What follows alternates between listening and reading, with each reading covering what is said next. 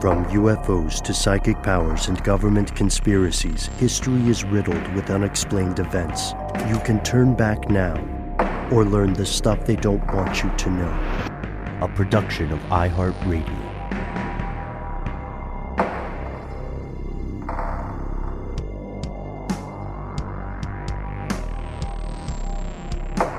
Hello, welcome back to the show. My name is Matt. My name is Noel. They call me Ben. We are joined, as always, with our super producer, Alexis, codenamed Doc Holliday Jackson. Most importantly, you are here, and that makes this the stuff they don't want you to know. It's that time of the week, folks. It is time for our listener mail segment, which we do every Thursday with your help.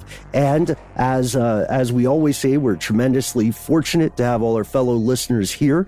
We have received so much interesting correspondence, so much fascinating stuff, and we've been in the trenches with emails and with social media.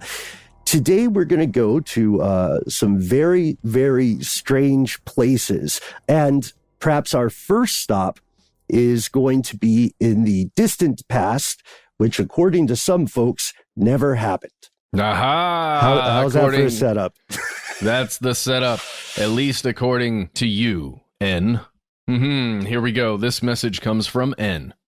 Hello, I'm not sure if you've made an episode on the new Chronology, but I fell down an internet rabbit hole reading about it last night, and it seems right up your alley.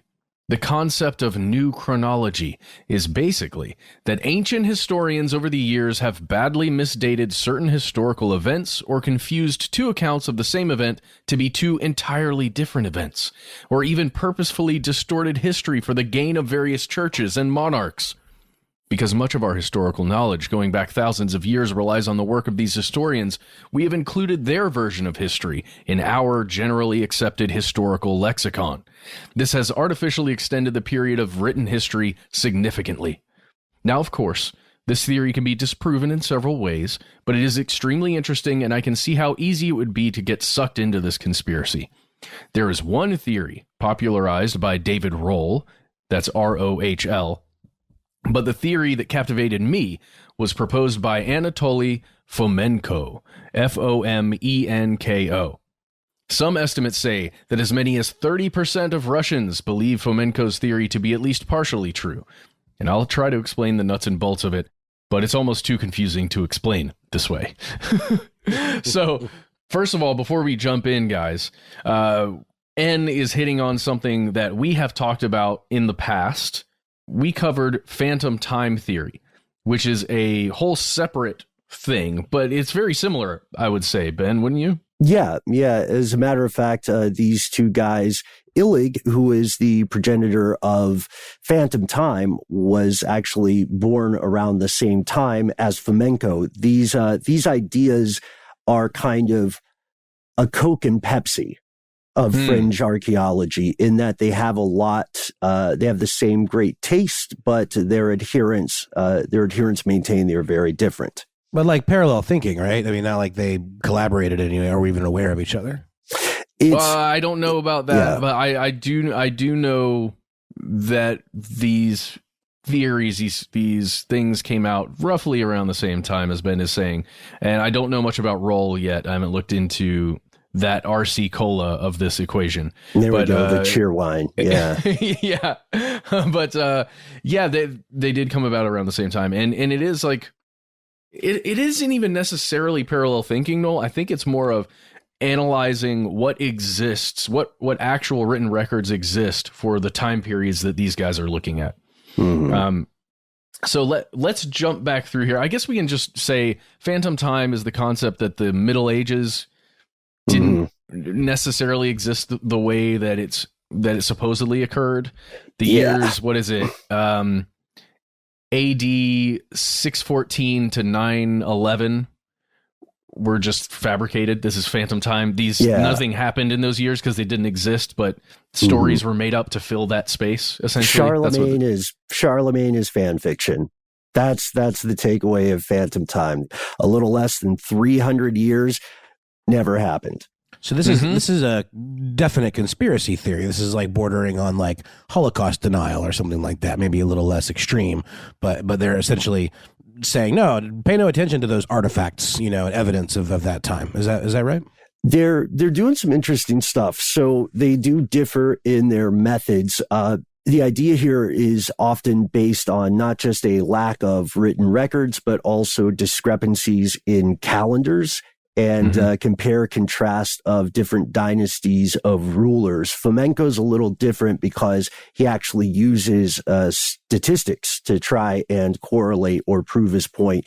These would be mainstream historians and archaeologists would consider this pseudo-history or pseudo-archaeology, but it's a fascinating concept because one of the big arguments, one of the strangest things about it is these guys are right in that there is a paucity of written record the further back you go in time. And that's just because, time eats all things. Sure. Not to sound too true detective about it.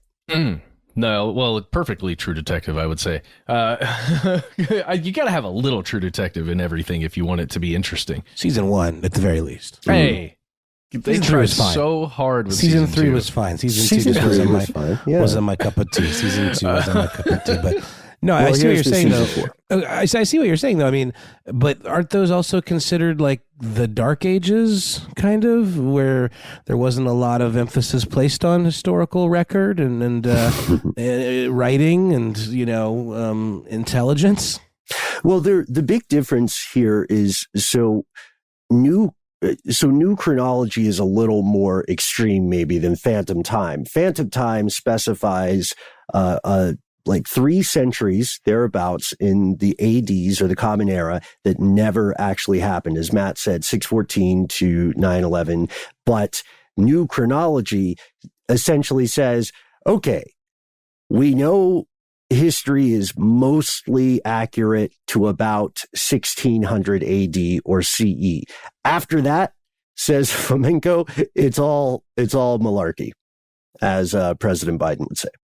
Yes. So if you want to learn more about Phantom Time, you can go to the old How Stuff Works YouTube channel and find it. It's called Stuff They Don't Want You to Know - Phantom Time. And you can also find that at other places, but that's the one that has 1 million views, guys. I'm so proud of us. Should be. You should be.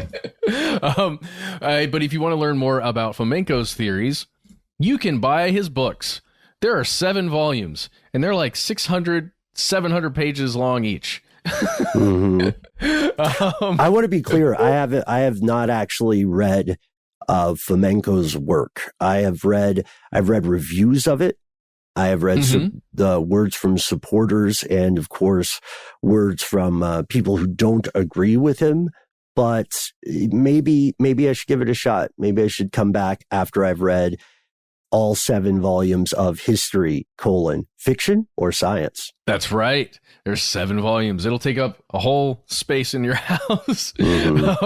So let's jump back to N really quickly, because N does try and lay some of this out for us. And let's just see where we get with what N says and maybe continue on. Maybe this is a whole episode in the future. We shall see.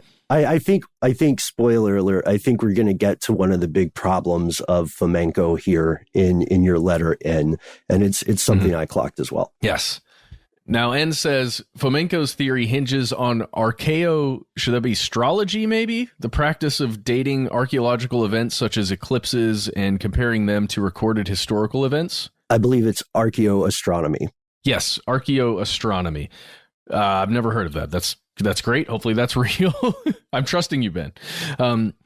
N says, this guy also did some statistical analysis comparing timelines of different empires, trying to argue they are actually accounts of the same empire. Fomenko believes that the historical Jesus Christ was born in Crete in 1180 AD. That's a little different than what is, believed, at least according to the record, the official one that's in the Vatican. And he was crucified in Constantinople roughly 30 years later. Many of the historical cities and empires are actually different names for the same empires, and written history only goes back to about 800 AD.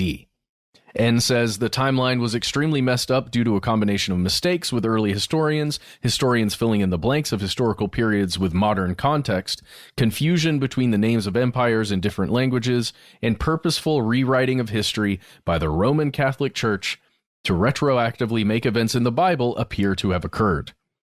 Now, that is interesting. That is motive, right? If we're looking into this. And in Flamenco's defense, the Catholic Church had no problem sort of reimagining and directors cutting the past. As we've talked about this before. Controllers of literacy for quite a long time. There you go. Let's continue with N here. It's been mostly discredited, I'm assuming, Flamenco's theories. Though it has never gained much traction outside of Russia, he's been accused of ignoring historical and astrological events that don't fit his timeline. He also believes a lot of this history was rewritten to erase any record of a great Russian empire, so there is a nationalistic aspect to it as well. Ding. Right? That makes sense. It makes Russians more prone to believing the story, according to N. And says, ultimately, it's extremely interesting, and while it's mostly wrong, I think it brings up a great point. Much of known history is based on the works of ancient historians. I'm sure that many events have been misdated or altered based on what was modern context at the time these histories are compiled. Obviously, through things like carbon dating, we can get a decent idea, but it's still important to remember much of history is just an educated guess based on the educated guesses of civilizations before us. And well, there is another aspect here that I think, and you would agree with when I say this. A lot of this is not just a matter of educated guesses, but a lot of it is purposeful misinformation. For instance, historical records that were written by the enemies of a certain civilization, a certain culture, or a certain group. We're going to run into this in an upcoming episode about, spoiler alert, quote unquote, witchcraft. No spoilers, like you said. I'm so excited about that one. Okay.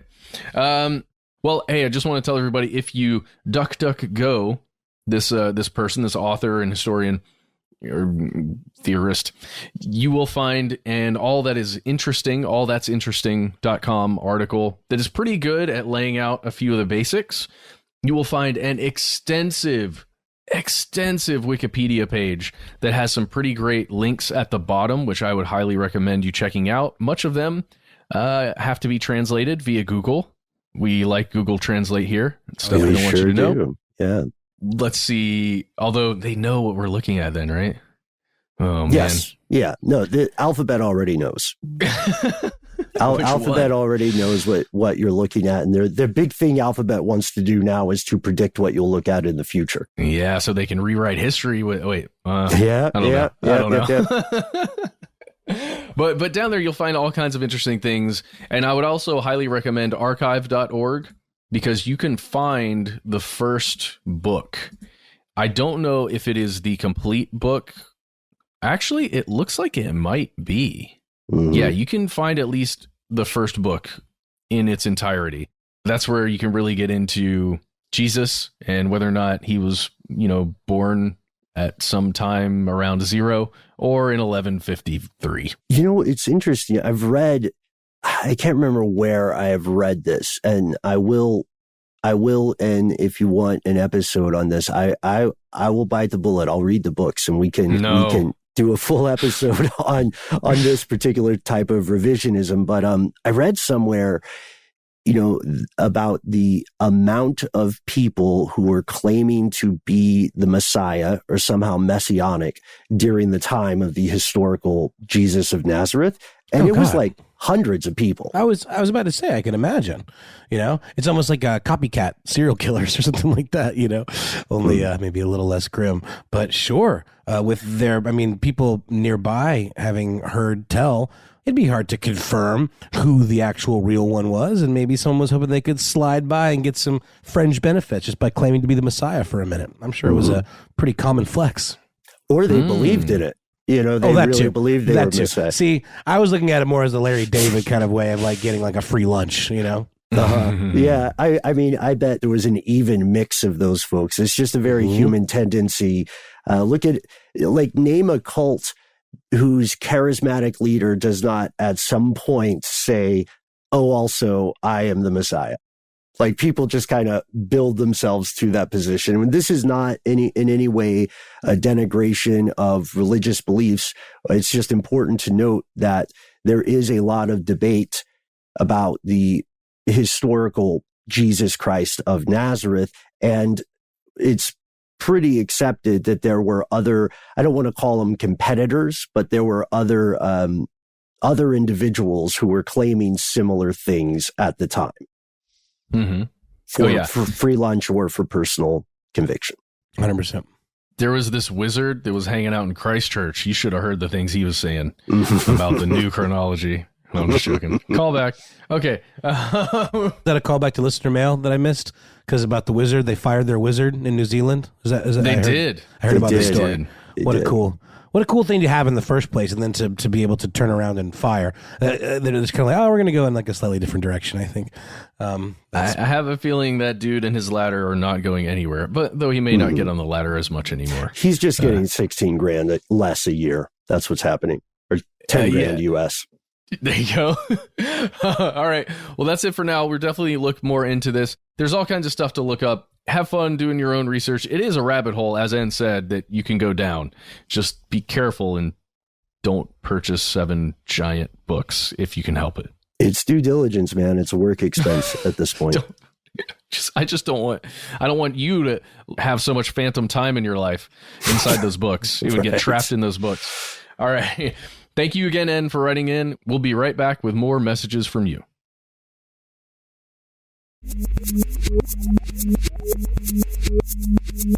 And we're back with more messages from you. And I found a message from one particular you who goes by the handle So Majesty. It is a code name specifically. And the subject of this communication is mythological omniglot. That's a question mark and an exclamation mark sound that I just intoned. But here it goes. Hello. I've been puzzling over something for a while, and I thought you might have an opinion or some insight into this concept. As humans, we have continuously written and rewritten the same characters and stories and themes literally forever, with one notable exception: Santa. Okay, stay with me. The singular mythological character who can effortlessly and instantly speak the language of any person he encounters, including sign language, is Santa Claus. Why? It seems like such an important and powerful superpower to give a character that I don't even believe Jesus was set to have. I was able to find various characters with what I would have called some kind of ESP, not the explicit ability to communicate in the language of the person they encounter. My 11-year-old son has suggested the satyr as a character with a similar skill set, but not to quite the same extent.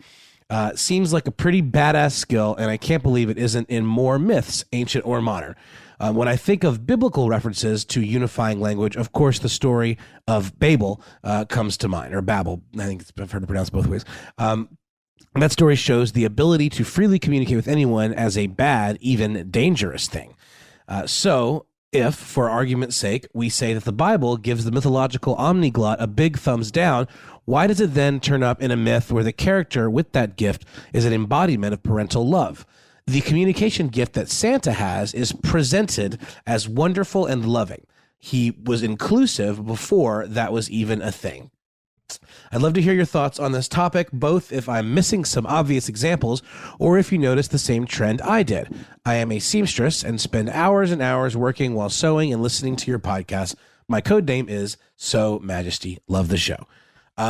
Okay, this is awesome. Wonderful. Yeah. This is so fun for several reasons. Also, it plays nicely with what we were just talking about and the importance of Google Translate, which kind of almost is that modern superpower. If you are able to just kind of like cast aside the any notions of being able to blend in and be like an insider all the time.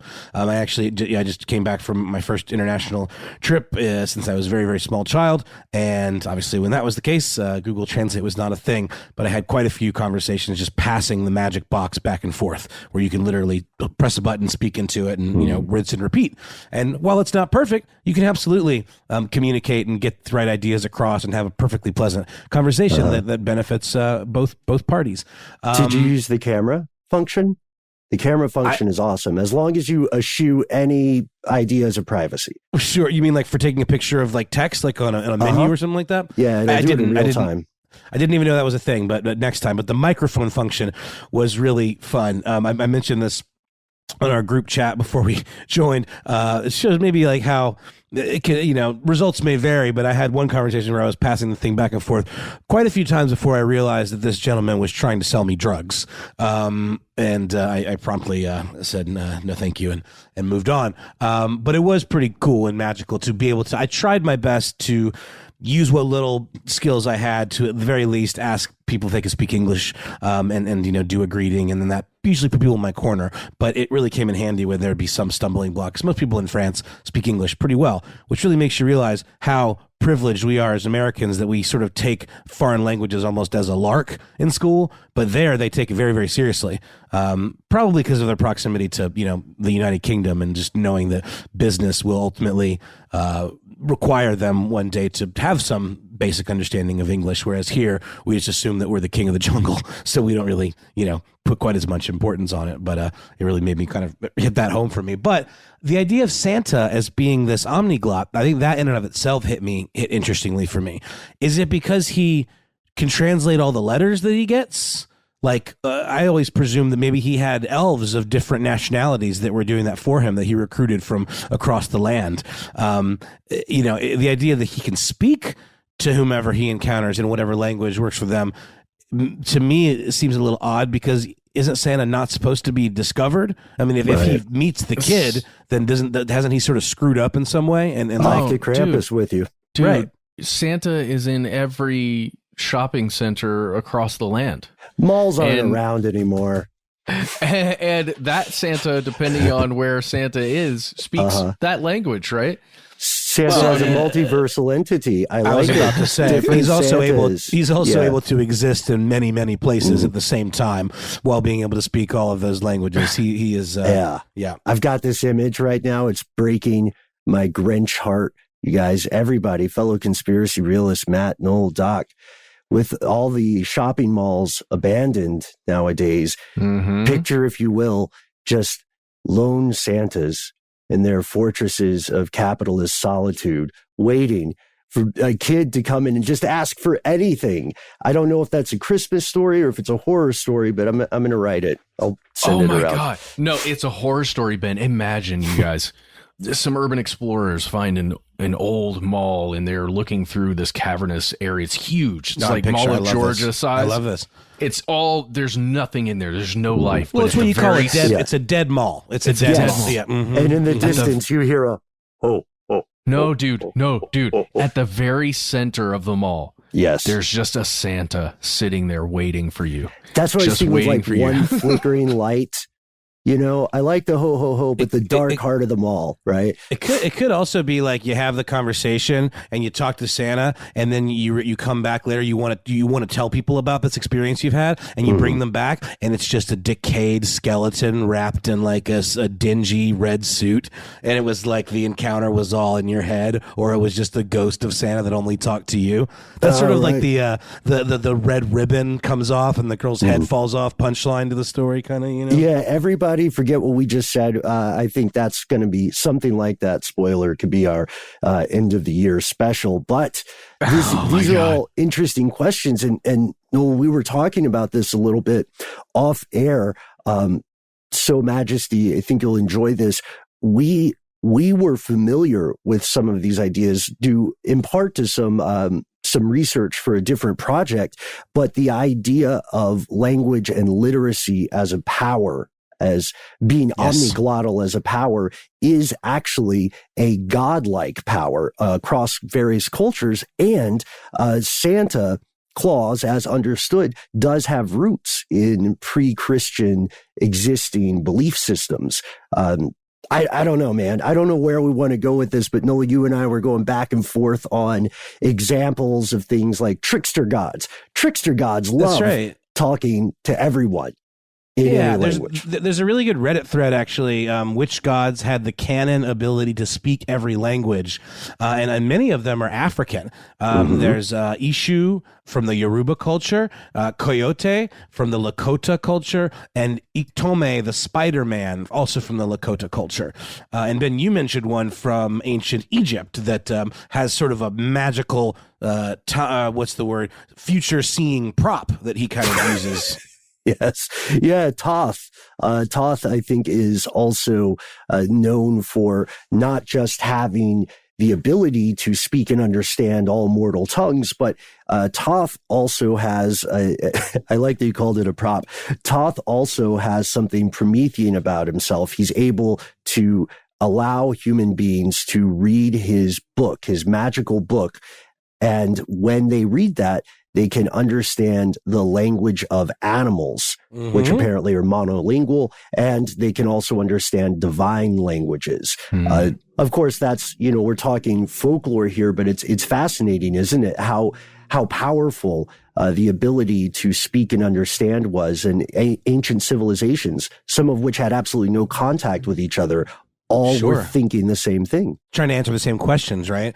And Ben, you and I recently did an episode of Ridiculous History about the King of Scotland's experiments with language, where he did some really shady experiment, unethical, that would not fly today, where he took two infants, shipped them to this island, and had them raised by deaf-mute nursemaids to see if they would come up with the quote-unquote language of the gods, or like the natural language. And Matt, you familiar with the myth of the Tower of Babel? We talked about that in the email, but the idea that like language is a power, and that God kind of he turned it all on its head when he found out that everyone was speaking a common language, and that's when they all kind of like couldn't work together anymore and dispersed, and that's what created the kind of great migration of culture.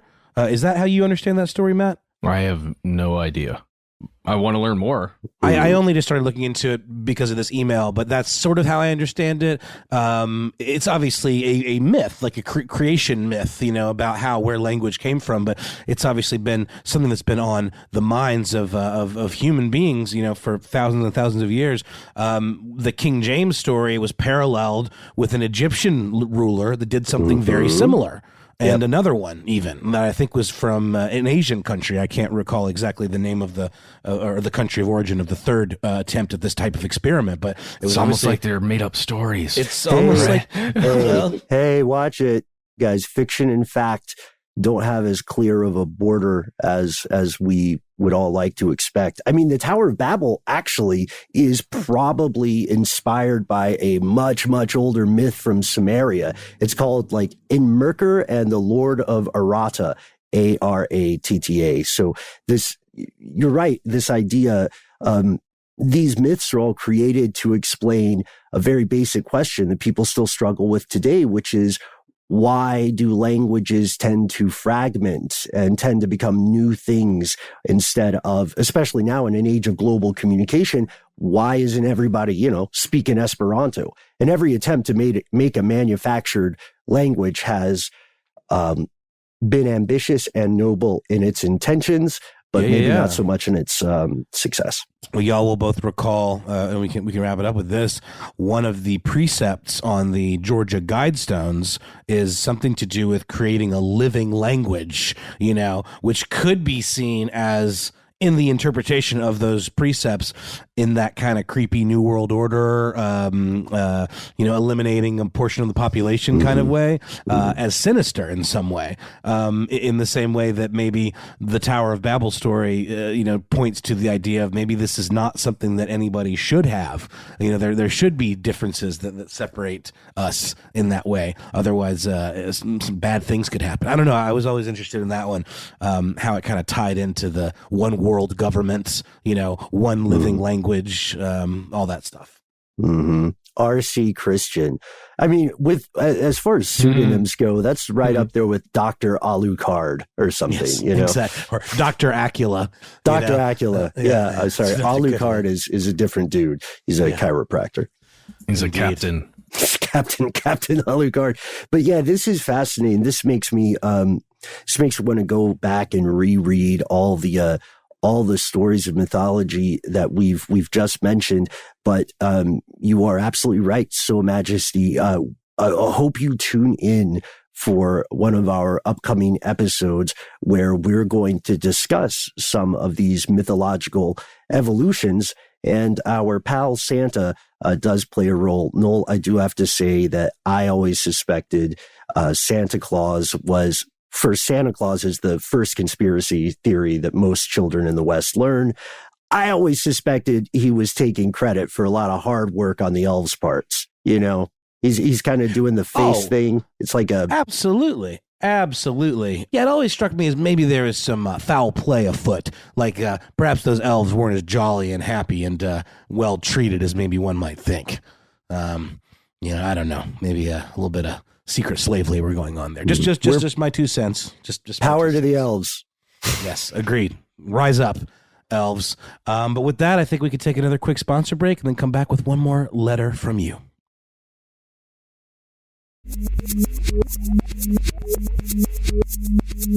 And we've returned. The obsession with your ghost stories, your personal experiences of the paranormal continue. Doc, hit us with that sound cue. That's right. It's the most wonderful time of the year. So we're gonna share just a couple, and we're gonna saunter through these to fully experience. We're gonna stop and pose our own questions and have a conversation about this. Lizzie, you wrote a story that I know, Matt, captivated both of us. And here is your story. In part, we want to share this with you because first, it's very well written. And secondly, it is so cinematic. And we want to hear if anybody else has had a similar experience. Hopefully not, because this is scary stuff. Lizzie says, hello, my name's Lizzie, gives her Twitter handle OOMEP, says, I recently tagged you regarding an exorcism story that I was eager to share. My close friend recently disclosed that his mother and grandmother once went to the exorcism of their relative back when they lived in Sri Lanka. Here are the details. The possessed family member, that was in air quotes, was a woman who got into these fits where she did crazy things like grab a person's hand, read their palm, and reveal secrets about them and their life, like the exact way the people close to them had died, even if they had never met. She would speak in, get this, Noel, different languages of which she had no prior knowledge. When she spoke, you could hear conversations playing out between the multiple inhuman voices coming from her, with each voice appearing to have its own rank. When she was in these violent fits, she would end up smashing things, hurting herself and others, and multiple men together could not control her. Her condition got to the point where people sought her out for readings. The little church they visited was dedicated to exorcisms, tucked away in a forest, where my friend's mom, grandma, and aunties witnessed this woman curl herself into a circle and roll herself up the hill upon which the church stood. At the actual exorcism, on the church grounds, these multiple terrifying voices emanated from her, and the priest asked if they were going to leave her body. One of the voices said, "Yes." And the priest said that he needed a sign they had left. The woman then points toward a tree, which cracks at the base and falls down. She falls over and collapses. But after she wakes up, she is fine and has no further issues. And Lizzie goes on to say that their friend is a skeptic of the supernatural, believes there are non-supernatural ways to explain everything that occurred, except for the tree falling down. This might be my favorite part of the letter, Lizzie, because you say it left him stumped. And we're both startled by the weight and seriousness of this story, as it comes from his mother and grandmother, two people who seemingly lack a motive to fabricate or exaggerate the story. And Lizzie says, in contrast, I am in a mild state of terror and am ready to believe she was possessed. What do you guys think? That's one of the, I don't want to say most haunting, but that is a captivating story. Oh, yeah. I just want to go back to the image that stuck in my mind when I read it, Ben. We talked about this. That first thing that Lizzie describes, someone just in a state where they have to tell someone's fortune. They have to scry for somebody. They have to read the palm and then tell you this important message about the way you're going to die, or how, someone that died before that needs to give you a message. Something about it being so urgent really creeps me out, because it's as though whatever, if there is something inside of her, whatever it is, desperately needs to communicate. I don't know. That really just stuck with me. And it seems like it's also never good news, right? They're not predicting fortunes or indicating where to find a lost cache of treasure or money or sentimental valuables. It's strange because this is something that if you are a more skeptical person, like the friend mentioned in the story, there's a lot of this that can be dismissed. And at the very end, you can just say, well, maybe the tree thing got exaggerated through the game of telephone that is oral communication over time. Or maybe it was just a coincidence. You know, there's a lot we don't know about that tree. How old was it? Was it diseased, etc.? These are mundane questions, but I cannot wait to hear more possession stories. And also, Lizzie, glad to hear that the family ultimately was okay, because in the most infamous cases of alleged possession, however you want to explain it, it often leaves lifetime mental, sometimes physical scars on the people involved. I am lucky enough to have encountered a couple of actual exorcists in the past from various cultures and various religions. And it's kind of like how we just mentioned the commonalities between cultures in terms of like the deities we encounter or believe in. The concept of exorcism and possession may differ in some of the ingredients, but you might be surprised by just how common the idea is across civilizations. I don't think I've met anybody who was possessed necessarily. What about you guys? No, but some of the tape from, the paranormal investigators behind, the Amityville incident and all of that stuff is pretty compelling. I'm not going to lie. I know that there's some skepticism behind whether or not they were hucksters or not, but it's hard to ignore, how some of those folks sound, when they're speaking sort of like from another place, kind of, I have a hard time reconciling that. And you're an audio expert too. So I mean, I'm just being objective here. You have a good ear to sense out something if there was a way to explain it readily. I just thought of this. It's not the most comforting thought, but if you think about it, we're all of us listening now are just sort of ghost possessing ourselves, right? Your body is another haunted house. If there's a separation between whatever you are and your body. Yes. Which I'm skeptical of.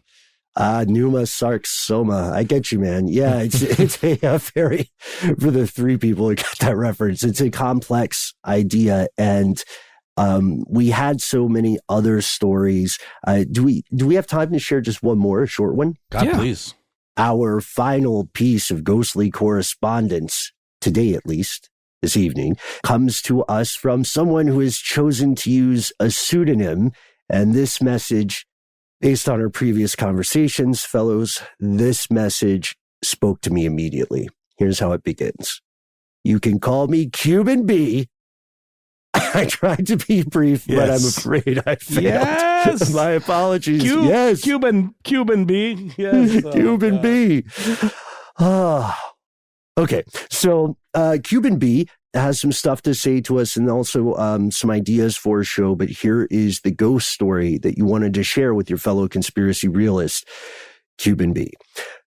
In a recent episode, I heard a request for ghost stories, so in an effort to become an active participant in the conversation, I'd like to share one with you now. My mother once lived in a townhome by herself. She would occasionally tell me about the odd things that occurred around the house. She said it started with hearing voices. Since she lived in a townhome, I dismissed it as noisy neighbors. Another time, she told me she woke up from a nap and saw a ring of smoke circling around her. I dismissed this as a dream or just being groggy from the nap. Then there was the time she was in her bathroom upstairs getting ready. As she tells it, she went downstairs for a few minutes, and when she came back, she found the hairbrush she'd been using was missing. Naturally, she assumed she had taken it downstairs with her and left it there by mistake. She went downstairs to look. Not finding it, she headed upstairs. According to her, when she reached the top of the stairs, she found her brush sitting on the top step. This one was a little harder to dismiss.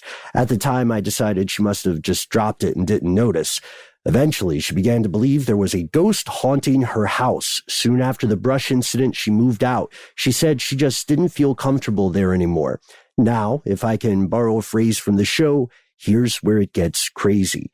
Years later, while going to garage sales with my mother, I noticed there was one at her old townhouse. I thought it would be fun to go check it out. She wasn't thrilled with the idea, but played along anyway. When we arrived, the current tenant said hello and asked how we were. After exchanging pleasantries, my mother told her that she used to live there. The woman sat up and stared at her in silence for a few seconds. She pulled my mother aside and began speaking in hushed tones, just like Meadow. Sorry, I tried to disable my mic. We've got to keep the whole thing in. She asked my mother if she had ever experienced anything strange while living there. My mother was hesitant at first, but then began to share her experiences. The woman seemed relieved and began telling us of her own experiences. She told us about hearing voices, seeing what she described as fog, and having things go missing only to reappear somewhere else later. In talking with her, we realized she was having the garage sale because she was moving. I can only assume it was for the same reason. I don't usually go for ghosts and hauntings, concludes Cuban B. I tend to think there's a natural explanation for these kinds of things. However, under the circumstances, I found the whole thing a little unsettling. Not sure what to make of it. I'd enjoy hearing what you guys think of this. So we're you guys. Well, I'll tell you what I think. There is a trickster hanging out around those townhouses. This trickster is young, probably just started smoking for the first time, and sneaks into other people's houses and smokes in their rooms, and then leaves.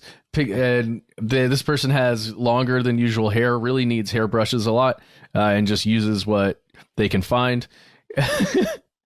I'm just joking. This is, I mean, this I is like weird this idea. A human force interfering is no less unsettling, right? Do you guys remember that story several years ago about the guy in Japan who found food was going missing from his refrigerator, and he lived by himself, or so he thought?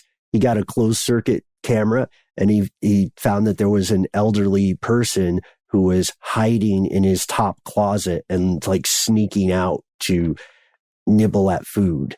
Do you guys remember that story? Yes. I also remember one where somebody was living in the attic, like legitimately living in the attic, doing the same thing. This has happened more than it should. Yeah. Everybody check your crawl spaces, check your attics, check the closets. You know what I mean? Just because you might feel a little paranoid doesn't mean you're wrong. We just ruined so many people's Thursday night if they're listening to this when it comes out. I'm going into my attic right after we finish recording this. Yes.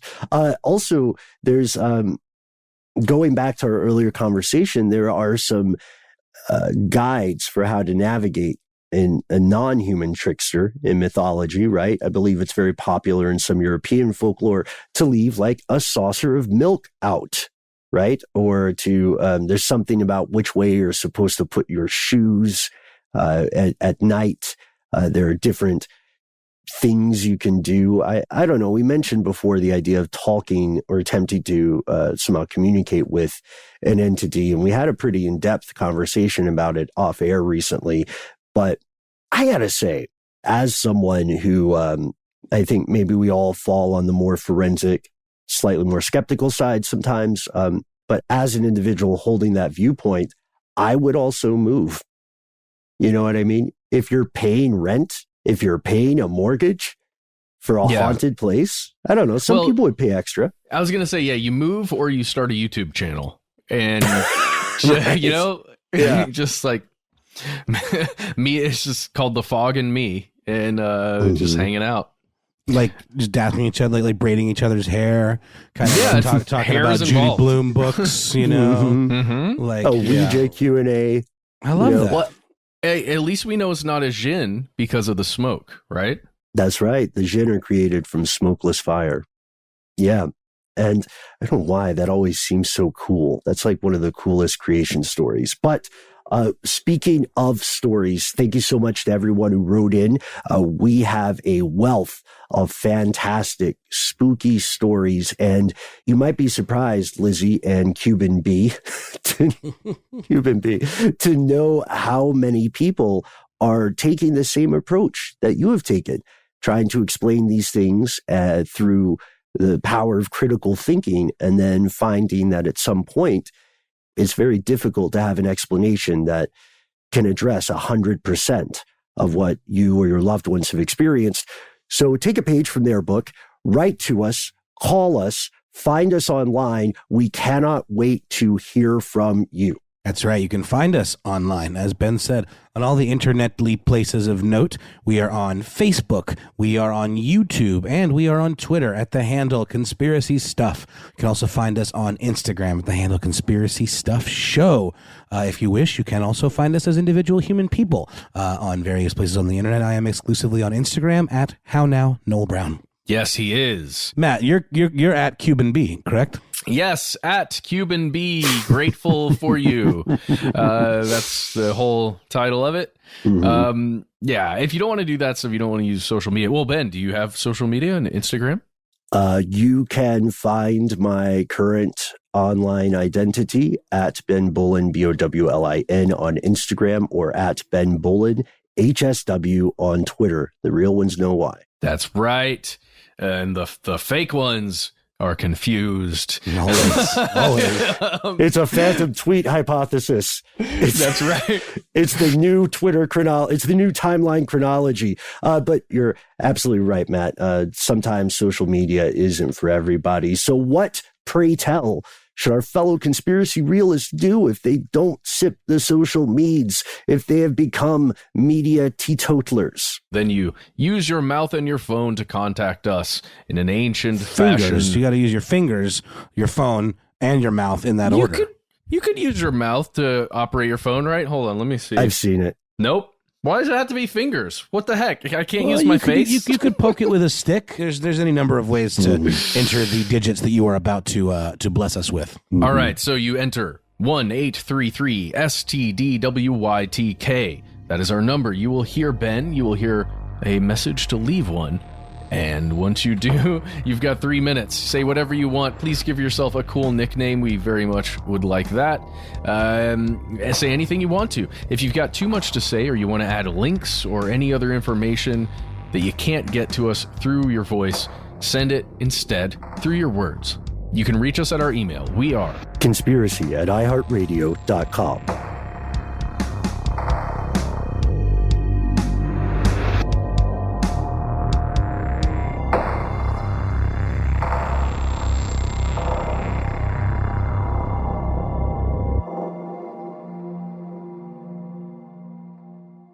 Stuff They Don't Want You to Know is a production of iHeartRadio. For more podcasts from iHeartRadio, visit the iHeartRadio app, Apple Podcasts, or wherever you listen to your favorite shows.